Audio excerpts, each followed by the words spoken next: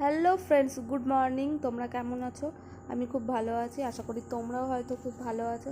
আজ অনেক দিন পর নিয়ে এলাম একটা নতুন ভিডিও। আর আজ আমি রান্না করতে চলেছি লাউয়ের তরকারি।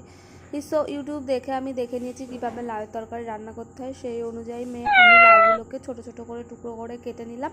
আর এবার আমি লাউগুলোকে জলের মধ্যে দিয়ে দেবো ধোয়ার জন্য। আর ওদিকে অলরেডি আমি গ্যাসের ওপরে কড়াইটাকে বসিয়ে দিয়েছি গরম করার জন্য।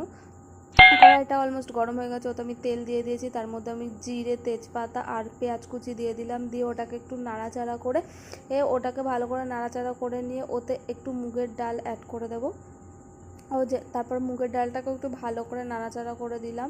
তারপর ওতে একটু লবণ আর লঙ্কার গুঁড়ো দিয়ে দিলাম। ওটাকে নেড়ে নিলাম আরও একটু।